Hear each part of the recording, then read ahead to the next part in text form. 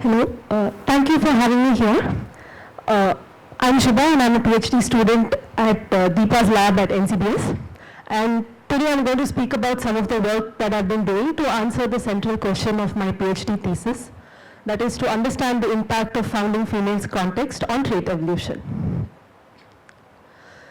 Adaptation is an important process in evolutionary biology, and the factors such as population size and standing genetic variation have been shown to influence the rate of adaptation. Adaptation is mediated by fitness-related traits, like in the examples that you see on the screen. Now, this can happen through genetic variation for these fitness traits, which could be either standing genetic variation or de novo mutations. It could also be through plasticity in founder trait values. And today I'll be focusing on the latter. There is an increasing body of literature that points to the fact that prior context of an individual can impact its fitness. In these two examples that we see on the screen, we can see that the adult age and the density it has experienced can affect its fecundity and features of the offspring. Recently, this observation was also found in our model system, which is Tribolium castaneum, the flower beetle. It's a generalist insect pest. This was work done by Vrinda, who was a graduate student in our lab. What she did was to place a female with the ancestral optimal resource of this beetle, which is wheat flour or atta, and a novel suboptimal resource, which is finger millet flour, known as ragi. What she found was that young females from low density situations laid more eggs and allocated a greater percentage of those eggs to finger millet compared to young females from high density, as you can see from the values of fecundity and preference for finger millet. The offspring of young females from low density also developed 3 times lower at a slower pace compared to the offspring of young females from high density. So we can see that the effect of female context is present in the generation of the females, as well as it goes to an extent to the subsequent generation.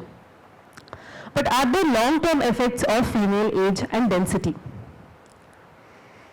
So the question that I am interested in addressing is whether founder context has the potential to influence the success of colonization of a novel resource.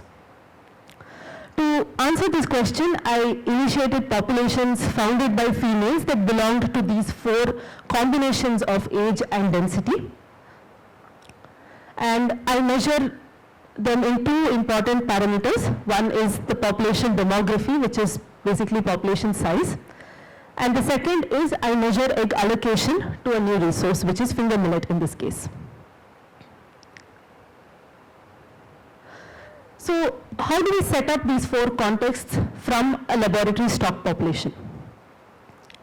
For the young and low density females, I isolate the individuals as pupae from the stocks and use the adults when they are 2 and 6 weeks old post-eclosion respectively. For young and old high density females, I take the adults from stock populations where there are around 2,000 or so adults, when the adults are 2 and 6 weeks of age respectively. So there are 4 founder treatments, and we had 6 replicate populations under each founder treatment. To initiate the populations, I took 100 adults of a given context and allowed them to lay eggs in a habitat that contains both wheat and finger millet flour in adjacent patches, as you can see in the photograph. The individuals are allowed to move freely between the resource patches. After 6 weeks, I count the number of adults and pupae in the population and use 100 adults at random to initiate the next generation. So the context is applicable only to the founding individuals, that is generation 0. So here are the results for the demography for 16 generations of experimental evolution. On the horizontal axis, you can see the generation, and on the vertical axis, the total number of adults in the population. The thin lines represent the trajectories of individual populations, and the thick line connects the median population size in every generation for a given founder treatment. The gray portion that you see represents a period of time where there was a parasitic infection in the populations in our lab, and the dotted lines on the trajectory show the periods of time when the population underwent an infection.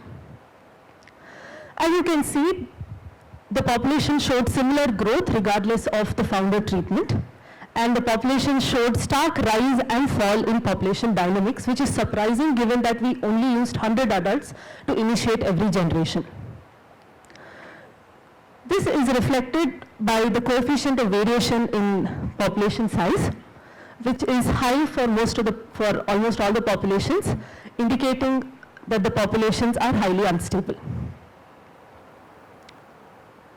In addition to population size, I also measured oviposition preference of the females from these populations at specific generations. So this assay involves placing the female along with both the resources and counting the number of eggs the beetle lays in each resource patch after 48 hours. So this is a summary map of what we see in the time points in which we have performed these behavioral assays. On the horizontal axis is the total fecundity across both the resource patches of an assay plate, and the vertical axis represents what percentage of eggs were laid in finger millet. The dots are colored according to the generation at which the oviposition assay was performed. And we can connect the dots, we can bridge the generations to see what the trajectory of fecundity and preference change in the founder treatment looks like.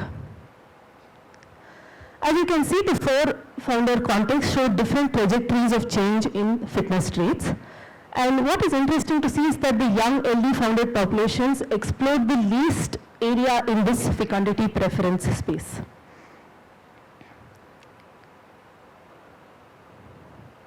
The parasitic infection which happened in our populations manifests as dead black larvae in the population, and it also results in high juvenile mortality and slow development to adulthood.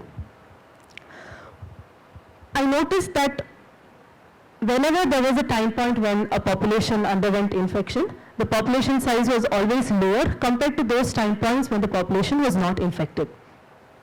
And the young LD founded populations, upon infection, had a population size of around 250 compared to the other founder treatment populations, which had a population size of around 100 at the time of infection. So to summarize, we can see that the context of the founding females influences trait evolution. We can see that there is an impact on fecundity and preference till generation 15. We do not see any significant founder effects on population demography. And we can see hints of context-dependent effects on the ability of the populations to resist infection in terms of keeping their population sizes relatively higher. With that, I would like to thank my advisor Deepa, all the wonderful lab members, and I'm grateful to ICEB for having me here. Thank you. Thanks, Shubha. That was quite short and nice. Yeah, we can take a few questions. Yeah, Professor Amitabh Joshi. A very interesting experiment. I was just wondering whether you also looked, this is in the context of your saying that surprisingly, despite culling the adults every generation, you are still getting a lot of fluctuations. Did you look at the egg and larval census data as well, and what kind of dynamics they are showing? Because it could be likely that the culling is actually helping induce these fluctuations, because you cull, are you culling adults or eggs? We restrict the number of adults that start. It's a discrete generation cycle. Right.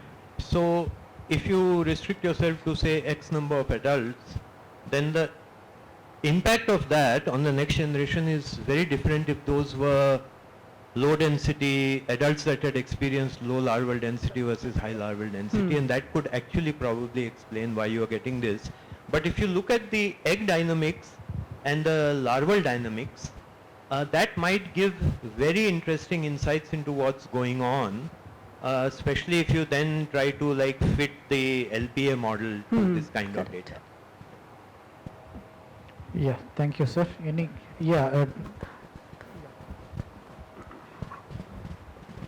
You started the experiment with different resources. With two resources. What was the body size of the emerged female? Because you are correlating with the number of eggs laid. What was the impact on the body size? Because body size is always related to the size of the ovarials, ovary, etc., and the number of eggs to be laid. We haven't looked at body size of the females that emerged in the first generation. No difference? I haven't looked at So it. you are not better because it has an impact on that. Thank you. Yeah, Anindita. yeah, last question. Yeah, please.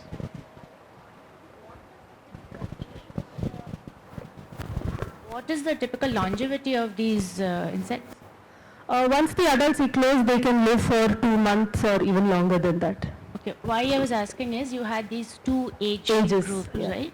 And whether the older ones were very old. That is one thing that I was wondering about. So the reason we chose 6 weeks as old females was from previous work in our lab, which shows that at 6 weeks post eclosion there is a decline in fertility of the female. Thank you, Shubha, and also I thank all the speakers of this session.